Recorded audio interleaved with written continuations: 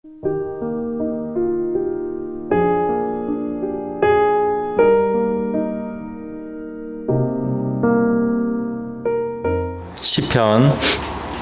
23편 4절 말씀, 한 절 말씀입니다. 다 함께 읽도록 하겠습니다. 내가 사망의 음침한 골짜기로 다닐지라도 해를 두려워하지 않을 것은 주께서 나와 함께 하심이라. 주의 지팡이와 막대기가 나를 안위하시나이다. 어려움을 지나는 가운데 이 말씀을 묵상하게 되었습니다. 저에게 위로가 되었던 이 하나님의 말씀이 주의 백성들에게도 동일한 위로와 소망이 되기를 바랍니다. 사망의 음침한 골짜기는 양의 안전과 생명이 위태로운 장소입니다. 많은 사람들이 인생 가운데 다양한 방식으로 이 사망의 음침한 골짜기를 경험하고 지나가게 됩니다. 어떤 사람에게는 질병이, 어떤 사람에게는 관계의 문제가, 또 어떤 사람에게는 실패와 낙심, 그리고 경제적인 문제가 이 사망의 음침한 골짜기일 수 있습니다. 그리고 우리 인생 가운데 어려운 일 당할 때 이 많은 일들이 또 한꺼번에 닥치기도 합니다.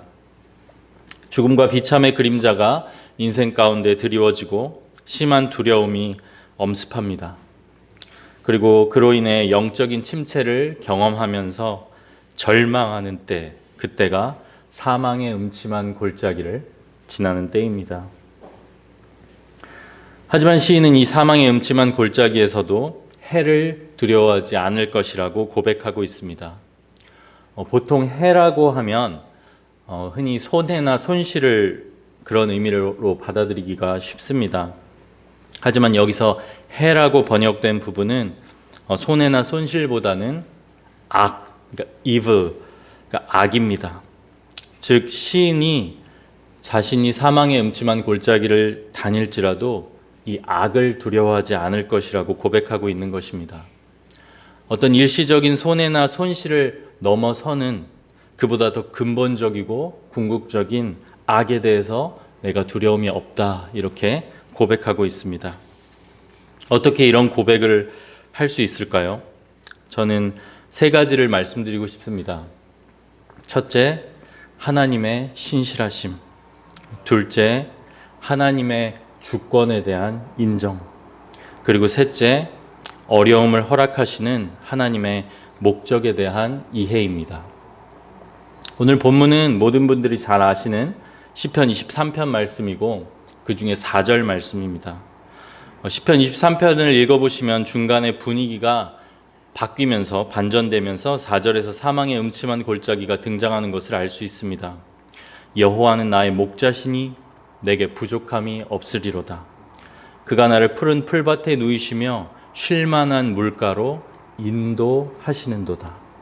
내 영혼을 소생시키시고 자기 이름을 위하여 의의 길로 인도하시는도다. 그리고 이어서 4절에서 사망의 음침한 골짜기가 등장합니다. 4절 직전에 2, 3절에서 공통적으로 반복되며 강조되는 표현이 있습니다. 저도 강조하면서 읽었는데요. 인도하시는도다 라는 표현입니다. 목자 대신 여호와가 그의 언약 백성을 인도하고 계시다는 것입니다. 그런데 그 인도하심 가운데 사망의 음침한 골짜기가 등장합니다. 목자의 인도하심, 목자의 이끄심이 사라진 것일까요? 목자의 보호가, 목자의 함께하심이 없어진 것일까요? 만약 시편 23편의 목자가 인간 목자라면, 인간 양측이라면 충분히 그럴 수도 있습니다. 눈앞에서 양이 사라질 수도 있고, 지혜가 부족해서 양을 놓칠 수도 있고, 힘이 부족해서 양을 빼앗길 수도 있습니다. 하지만 시편 23편의 목자는 1절에서 말씀하고 있는 것과 같이 여호와 하나님이십니다. 여호와는 나의 목자시니. 여호와, 이 하나님의 이름은 하나님의 이름들 중에서도 언약의 이름입니다. 자기 백성과 언약을 맺으시고 반드시 그것을 성취하시는 신실하신 하나님의 이름입니다. 자기 백성을 절대 포기하지 않으신다는 것을 말씀해 주는 이름입니다. 그 여호와가 자기 백성의 목자가 되어서 그 백성을 양떼를 인도하시는데, 그리고 그분은 전지전능하신 창조주 하나님이신데 그분의 인도하심이, 이끄심이 중간에 끊기거나 사라질 수가 있는 것인가요? 그럴 수 없습니다. 그분의 인도하심은, 함께하심은 계속되고 있습니다. 하지만 또 한편 분명히 우리가 발견할 수 있는 것은, 또 우리 인생 가운데 경험하는 것은, 우리의 목자 되시는 여호와 하나님은 우리를 쉴 만한 물가로도 인도하시고 또 반드시 자기 이름을 위하여 의의 길로 인도하시지만 때로 우리를 사망의 음침한 골짜기로도 지나가게 하신다는 것입니다. 이것이 인도하시는 하나님의 주권입니다.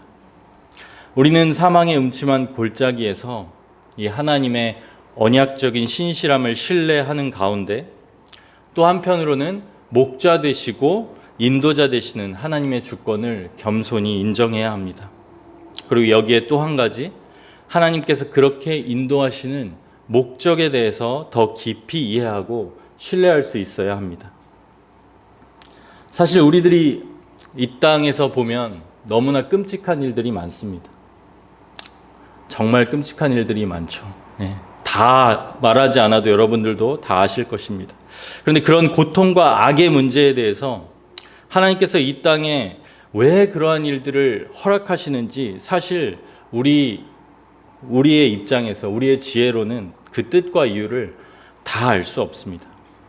또 마찬가지로 신자 개인의 믿음의 여정 가운데서도 때론 왜 그렇게 두렵고 절망스러운 사망의 음침한 골짜기도 지나가게 하시는지 사실 우리가 다 알 수는 없습니다. 하지만 한 가지 분명한 목적을 성경을 통해 말씀해 주고 계십니다. 어두움 가운데에서 하나님의 목적이 내 안에서 이해되지 않고 흔들릴 때 이 말씀을 붙잡으시기 바랍니다. 로마서 8장 28절, 29절 말씀입니다. 우리가 알거니와 하나님을 사랑하는 자, 곧 그의 뜻대로 부르심을 입은 자들에게는 모든 것이 합력하여 선을 이루느니라. 여기서 선이라고 했습니다. 시인은 악을 두려워하지 않는다고 고백하고 있어요. 그 악의 반대, 선입니다. 하나님께서는 하나님을 사랑하는 자들, 그 뜻대로 부르심은 이들 자들, 그들에게 일어나는 모든 일들을 통해서 선을 이루십니다. 그리고 그 선은 더 구체적으로는 말씀에서 그 다음 절에서 말씀하는 것과 같이 그 아들의 형상을 본받게 하시는 것입니다. 모든 일들이 합력해서 하나님의 뜻 가운데 이 목적을 이루는 데 사용됩니다. 네, 신자도 고통을 겪습니다. 자기 죄 때문에 고통을 겪기도 하고 또 다른 사람들의 죄 때문에 고통을 당하기도 합니다. 그리고 죄로 타락한 이 땅에서 살아가면서 그로 인해서 고통을 받습니다. 하지만 하나님께서는 그 고통을 통해서, 심지어 악을 통해서도 하나님의 목적인 선을 이루시고 하나님의 언약 백성을 아들의 형상을 담도록 이끌어 가십니다. 이 사망의 음침한 골짜기에서, 인생의 어두움 가운데서 우리가 반드시 붙들어야 하는 진리가 있다면 저는 칭의라고 생각합니다. 하나님께서 우리를 그리스도 안에서 의롭다고 칭하셨다는 것입니다. 우리에게 이미 무죄 판결이 내려졌을 뿐 아니라 우리를 의롭다고 칭하셨습니다. 우리의 과거, 현재, 미래의 모든 죄에 대해서 이미 무죄 판결이 내려졌고 우리는 이미 의로운 자라고 칭해졌습니다. 이것은 전적으로 하나님 편에서의 선언입니다. 그리고 그리스도께서 이미 그 선언을 위해서 필요한 모든 것을 실제로 이루셨습니다. 하나님께서 외부적으로 너는 무죄다라고 선고하셨을 뿐만 아니라 그게 그냥 의미 없는 판결이 아니라 실제 그것에 필요한 모든 일들을 그리스도께서 또 이루신 것입니다. 이것이 또 어떤 의미에서는 실제 재판정에서의 판결과 또 다른 부분이에요. 재판장이 피고인에게 무죄를 선고합니다. 그런데 우리들은 재판장이 외부에서 하는 선언인 것은 하나님의 그 판결과 같지만 우리는 실제로 그리스도께서 그 무죄를 받을 수 있는 필요한 모든 일을 이루셨다는 것입니다. 실제로 이루셔서 우리가 실제로 무죄가 된 것입니다. 우리에게 필요한 것은 오직 믿음인데 이 믿음마저도 생각해 보시면 하나님의 선물입니다. 우리는 우리 자신의 어떤 믿음, 내 안에 있는 믿음, 내 주관적인 믿음 때문에 의롭다 칭해지는 것이 아니라 그리스도로 인하여 그리스도를 믿는 믿음을 통해서 그리스도께서 이루신 일을 믿는 그 믿음을 통해서 그리스도로 인하여 의롭다 칭해지는 것입니다. 즉 우리의 믿음은 선물이고 통로입니다. 그리스도께서 다 이루신 것입니다. 그리고 그 그리스도께서 주신 의로 인해서 이제 우리들에게는 하나님의 사랑이 오직 사랑만이 부어지고 있습니다. 이것이 칭의입니다. 어두움의 때에 사망의 음침한 골짜기에서 반드시 붙들어야 할 것이 있다면, 그리고 영적인 침체 가운데 붙들어야 할 것이 있다면 이 칭의의 진리입니다. 이 어두움의 때에 나를 바라봐서는 안 됩니다. 심지어 나의 성숙, 나의 거룩, 나의 성화 이런 것마저도 어두움의 때, 모든 것이 흔들릴 때 나에게 절대로 소망을 줄 수 없습니다. 또한 과거에 지은 죄나 죄성, 죄책감 이런 것들에 대해서 깊게 생각하면서 과도한 죄책감을 느끼는 것도 당연히 무익합니다. 더 큰 어두움으로 떨어질 것입니다. 그러나 그럴 때 오직 그리스도께서 다 이루신 일, 하나님이 그리스도 안에서 나를 향하여 선언하신 영원한 선포, 영원한 무죄 판결과 의롭다 칭하심, 그리고 그 관계 안에서 받는 변하지 않는, 흔들리지 않는 하나님의 영원한 사랑, 이것이 어두움의 때에 붙들어야 하는 진리입니다. 말씀을 함께 읽었으면 좋겠는데요. 로마서 8장 33절에서 39절 말씀입니다. 이 하나님의 의롭다 칭하신 칭의와 그 안에서 부어지는 하나님의 영원하시고 끊을 수 없는 사랑, 그 사랑을 마음에 새기시는 마음으로 함께 로마서 8장 33절에서 39절까지 함께 읽었으면 좋겠습니다. 찾으신 줄 알고 함께 읽겠습니다. 누가 능히 하나님께서 택하신 자들을 고발하리요? 의롭다 하신 이는 하나님이시니 누가 정죄하리요? 죽으실 뿐 아니라 다시 살아나신 이는 그리스도 예수시니 그는 하나님 우편에 계신 자요 우리를 위하여 간구하시는 자시니라. 누가 우리를 그리스도의 사랑에서 끊으리요? 환난이나 곤고나 박해나 기근이나 적신이나 위험이나 칼이랴. 기록된 바 우리가 종일 주를 위하여 죽임을 당하게 되며 도살당할 양같이 여김을 받았나이다 함과 같으니라. 그러나 이 모든 일에 우리를 사랑하시는 이로 말미암아 우리가 넉넉히 이기느니라. 내가 확신하노니 사망이나 생명이나 천사들이나 권세자들이나 현재일이나 장래일이나 능력이나 높음이나 깊음이나 다른 어떤 피조물이라도 우리를 우리 주 그리스도 예수 안에 있는 하나님의 사랑에서 끊을 수 없으리라. 아멘. 사망의 음침한 골짜기에서 그리스도의 속죄로 우리에게 주어진 칭의, 그리고 하나님의 변함없는 사랑을 꼭 붙드시기를 바랍니다. 또한 우리 하나님께서는 자기 백성을 절대 포기하지 않으시며 그리스도 안에서 영원히 무한히 사랑하실 뿐 아니라 악을 선으로 바꾸시며 악을 통해서도 선을 이루시는 분입니다. 그것이 또한 십자가에서 돌아가신 그리스도께서 이루신 일입니다. 십자가는 인류 역사상 최대의 악을 최고의 선으로 바꾸신 사건입니다. 사실 최고의 선이라는 표현으로 다 표현할 수 없는 일을 실제로 이루셨습니다. 완전히 모든 것을 십자가에서 역전시키셨습니다. 그 십자가로 인해서 사탄은 영원히 패배하였고 그리스도와 그분 안에 있는 하나님의 자녀들은 영원히 완전히 승리했습니다. 여기에 우리의 위로와 소망이 있습니다. 사망의 음침한 골짜기에서도 완전히 엎드러지지 않을 기초가 이 칭의의 진리와 악을 선으로 바꾸시는 그리스도 안에 있습니다.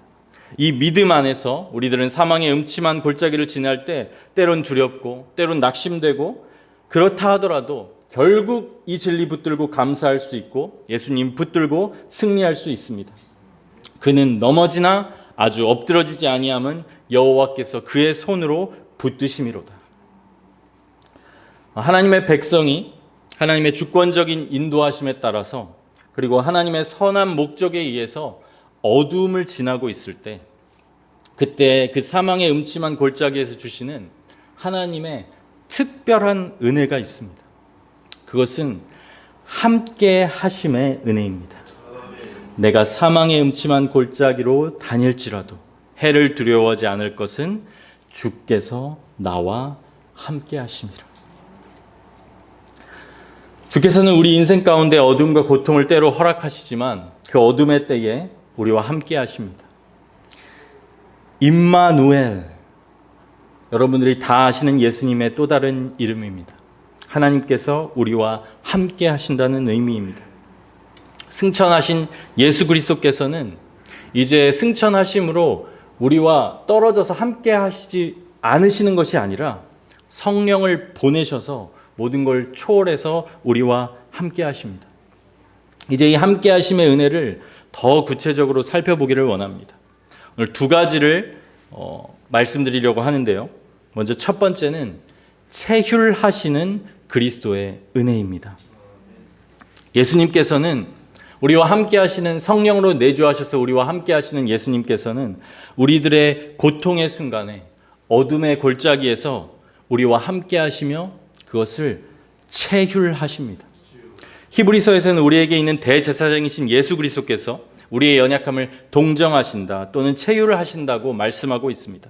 여기서 동정 또는 체휼로 번역된 이 단어는 경험하다, 겪다, 고생하다라는 의미를 가진 단어에서 나왔고 아픔과 슬픔을 공유하면서 전 인격적으로 이해할 뿐만 아니라 깊은 연민으로 긍휼히 여긴다라는 의미를 가지고 있습니다.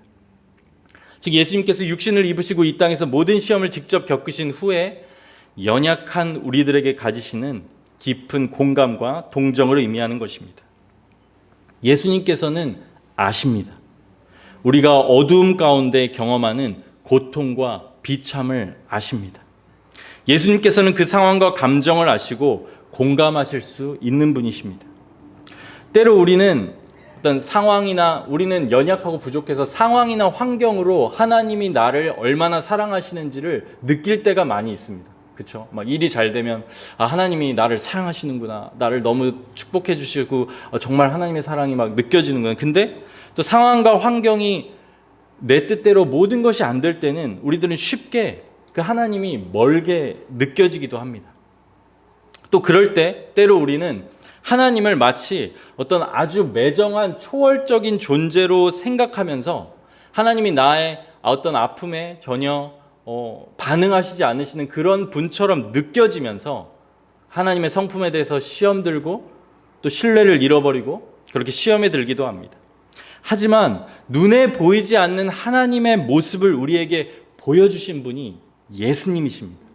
그분은 우리를 위하여 십자가에 달려 돌아가셨을 뿐만 아니라 참 사람으로서 이제 모든 그 질고를 겪으시고 아시고 우리의 모든 고통을 체휼하시는 분이십니다. 인생의 어둠 가운데 이 체휼하시는 그리스도를 바라보시기 바랍니다. 여러분의 고통을 그분이 아시고 그분만이 아십니다. 인생의 어두운 터널에서 사람에게 의지하지 마시고 예수님께 가셔서 기도로 모든 것을 아뢰고 모든 힘든 감정을 그분 앞에서 쏟아 놓으시기 바랍니다. 반드시 때를 따라 돕는 은혜를 주실 것입니다. 이 말씀 붙들고 나아가시기 바랍니다. 우리에게 있는 대제사장은 우리의 연약함을 동정하지 못하실 리가 아니요 모든 일에 우리와 똑같이 시험을 받으신 이로되 죄는 없으시니라. 그러므로 우리는 긍휼하심을 받고 때를 따라 돕는 은혜를 얻기 위하여 은혜의 보좌 앞에 담대히 나아갈 것이니라. 이제 사망의 음침한 골짜기 가운데 주시는 함께 하심의 은혜, 두 번째는 섭리하시는 하나님의 은혜입니다. 앞에서 언약의 하나님께서는 절대 자기 백성에 대한 인도와 이끄심을 그치지 않으시는 분이라는 것을 말씀드렸습니다. 그렇습니다. 하나님께서는 인생의 어두운 터널에서도 우리 인생을 붙들고 계시고 다스리고 계십니다. 하나님의 목적을 향하여 하나님의 영광을 위하여 성도의 인생을 변함없이 이끌고 계십니다. 물론 하나님의 그 크신 하나님의 인도하심이 때로는 너무나 작고 연약한 우리들의 생각과 시야를 넘어섭니다. 또 나의 작은 예상과 예측을, 나의 계획을 넘어섭니다. 그래서 때로 우리는 불안하고 두렵습니다. 하지만 그렇다고 해서 그 인도하심이, 이끄심이 그친 것이 절대로 아닙니다. 그분이 돌보고 다스리고 섭리하고 계십니다. 얼마 전에 한 2달 전이었던 것 같은데요. 주일 예배 때 이 섭리에 대해서 하이델베르크 요리 문답을 읽었습니다. 저에게도 그때 큰 위로와 감동이 되었습니다. 27문, 28문인데요. 제가 한번 더 읽어드리도록 하겠습니다. 하나님의 섭리란 무엇입니까? 섭리란 하나님의 전능하고 언제 어디나 미치는 능력으로 하나님께서 마치 자신의 손으로 하듯이 하늘과 땅과 모든 피조물을 여전히 보존하고 다스리시는 것입니다.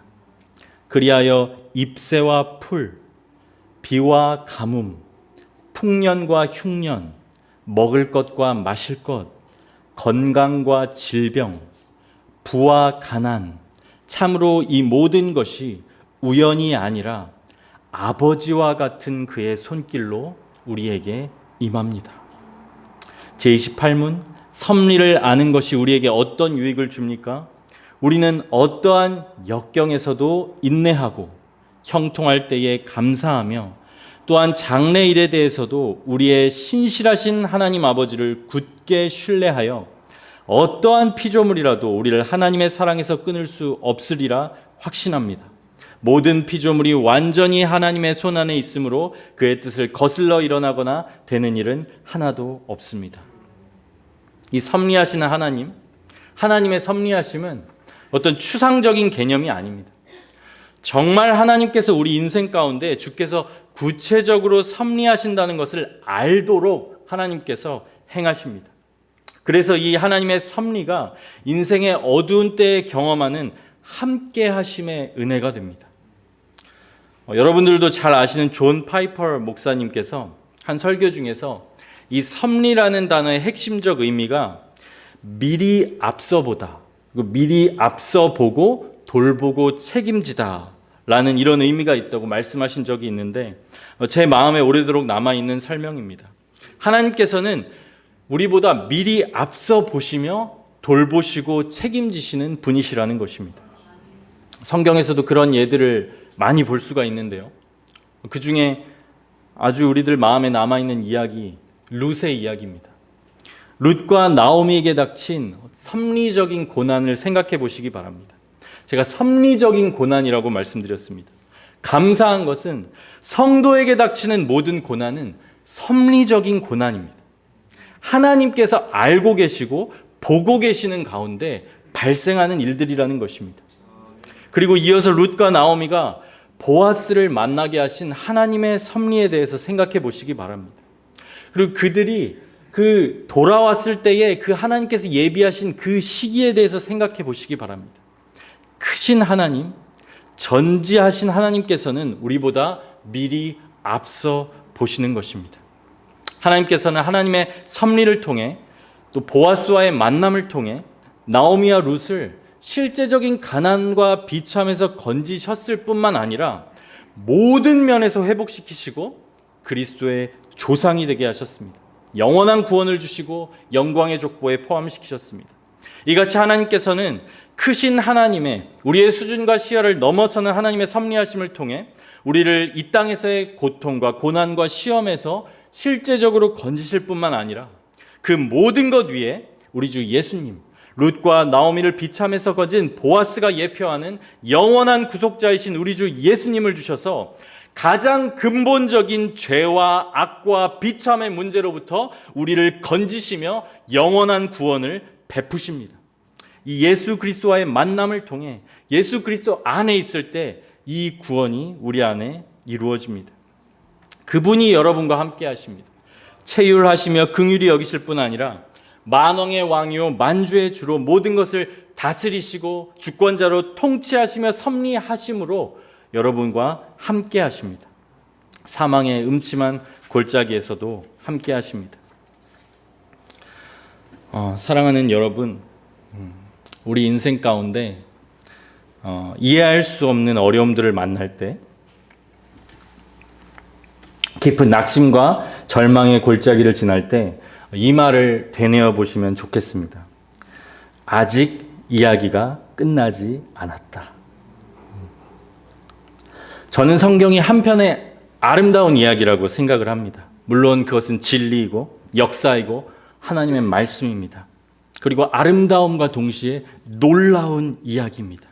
근데 이 하나님께서 이 성경을 통해서 우리에게 전해주시는 것은 그 하나님의 놀라운 이야기를 통해서 너무 아름다운 이야기를 만들어 가시는 것입니다. 성경 전체가 그렇고 성경 부분이 그렇습니다. 그리고 그 절정에 어린 양의 대속과 부활이 있습니다. 성경 전체가 이 아름답고도 놀라운 이야기를 전하고 있고 부분의 작은 이야기들도 이 메시지를 드러내고 있습니다. 저는 우리 인생도 그렇다고 생각합니다. 하나님께서 우리 한 사람 한 사람을 구속하시며 인도하시며 주권자가 되어서 목자로서 인도해 가시면서 아름답고도 놀라운 구원의 이야기를 통해서 아름답고도 놀라운 성도의 이야기를 만들어 가십니다. 그리고 하나님께서 이 믿음의 여정을 통해서 하나님께서 그분의 은혜를, 사랑을, 거룩을, 아름다움을 사실 우리가 이 죄성을 가진 우리가 그리고 지혜와 지식이 한없이 미천한 우리가 도저히 알 수 없는 그 하나님을 이 복음을 통해서 하나님의 성품을 알리시고 하나님의 어떤 분이신지를 알리시고 우리로 하여금 심지어 그 하나님의 아들의 형상을 담도록 하시는 것입니다. 그 이야기가 아직 끝나지 않았습니다. 물론 우리들은 인생 중간에 사망의 음침한 골짜기를 만날 것입니다. 어려움과 낙심과 절망이 있을 것입니다. 하지만 성경의 많은 이야기들, 위기가 없고 아픔이 없고 절망이 없는 이야기가 있던가요? 그렇지만 하나님께서는 그 모든 일들을 통해서 그리고 모든 일들 안에서 복음을 통해 그 모든 것을 선으로 바꾸시고 마침내 하나님의 뜻을 이루시고 승리하게 하십니다. 그런 의미에서 어둠을 만나셨을 때 이렇게 고백하시면서 다시 그리스도를 바라보기 바랍니다. 아직 이야기가 끝나지 않았다. 우리의 모든 저주를 가져가신 분, 우리를 죄의 권세에서 구원하신 분, 우리를 모든 악으로부터 보호하시고 구원하시는 분, 우리의 시작부터 마지막까지를 미리 보시며 책임지시는 오직 한 분 그리스도를 바라보시기 바랍니다. 그 그리스도께 나아가서 모든 걸 아뢰시기 바랍니다. 지존자의 은밀한 곳에 거주하며 전능자의 그늘 아래 사는 자여, 나는 여호와를 향하여 말하기를 그는 나의 피난처요 요새요 내가 의뢰하는 하나님이라 하리니. 이 그리스도를 믿는 믿음 안에 있을 때 우리 인생 가운데 닥치는 사망의 음침한 골짜기는 더 이상 사망의 음침한 골짜기가 아니라 그분이 함께 하시는 전능자의 그늘이 될 것입니다. 이 그리스도를 바라보시는 가운데 사망의 음침한 골짜기를 지나게 될지라도 전능자의 그늘 아래 악을 두려워하지 않고 섭리하시고 체휼하시는 그리스도 안에서 한없는 위로 누리시는 주의 백성들 되시기를 주님의 이름으로 축원합니다. 기도하겠습니다.